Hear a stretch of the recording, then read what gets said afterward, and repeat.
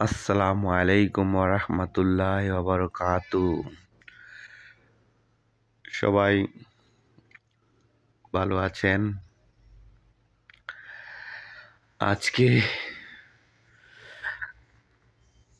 আসলাম কাজে, ক্লিনিকে আসলাম। প্রতিদিনের মতোই আজকে আসলাম। আসার পর একটু বসলাম। বসার পরেই কিছু কাজকর্ম করতে করতেই শুরু হয়ে গেল বৃষ্টি।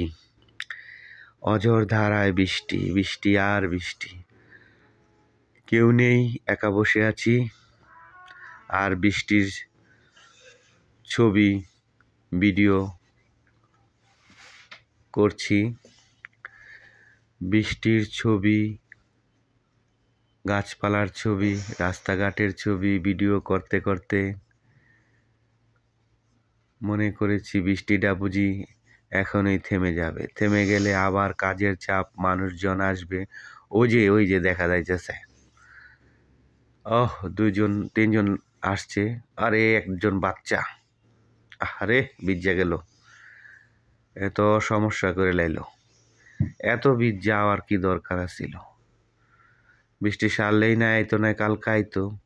আহারে বৃষ্টিতে ভিজে আইলো, তো ওষুধপত্র লাগাইছে, চিকিৎসার লাগাইছে। তো যেভাবে বৃষ্টিতে ভিজে আইছে তো আরো জ্বর ঠান্ডা লাগে যাব। রোগ সারাইতে আইয়া তো আরো রোগ হয়েই যাইব। যাই হোক, তাদের ওষুধপত্র দিলাম। তারা অনেক তারা দেখাইতেছে। তারা কইতেছে অনই জামগা, অনেক যদি জায়গা, তাহলে বৃষ্টিতে ভিজে তো আরো অসুখ করব না। কতক্ষণ থাকুক, পরে সারলে যাইব না। যাই হোক, আর কেউ আসতেছে না। ডান দিকে বাম দিক থেকে কেউ আসছে না।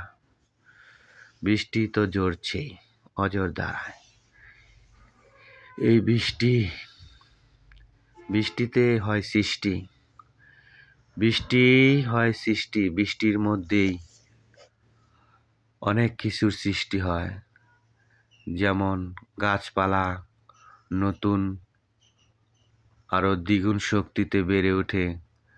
গাছপালার পাতা, ফলমূল, কাণ্ড, ডালপালা যেভাবে সতেজ সুন্দর হয়ে ওঠে, এমনিভাবে ফল ফলাদি বিভিন্ন কিছু নতুন করে উৎপাদন হয়।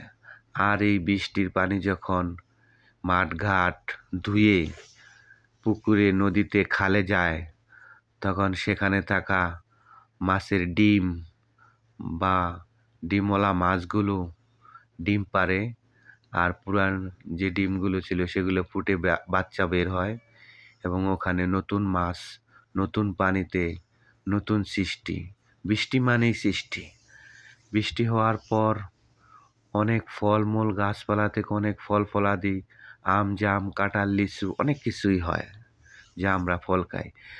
তাই সব দিক থেকে বিচার করলে বৃষ্টি মানেই সৃষ্টি। বৃষ্টি হলেই সৃষ্টি হবে, এবং আল্লাহ তাআলা এই বৃষ্টি দেয় আমাদের কল্যাণের জন্য। বৃষ্টি হলেই আমরা বিভিন্ন কিছু নতুন নতুন পাই, মাছ, ফলমূল, গাছপালা, অনেক কিছু। কিন্তু এই বৃষ্টি আবার অনেকের দুঃখ, কান্না বয়ে আনে। যারা গরিব মানুষ, যারা দিন আনে দিন খায়, তারা ঘর থেকে বের হতে পারে না বৃষ্টির জন্য। আর যাদের নিচু এলাকায় বাড়ি, তাদের পানিতে, বন্যাতে ডুবে যায় গাছপালা, ঘরবাড়ি, অনেক অসুবিধা।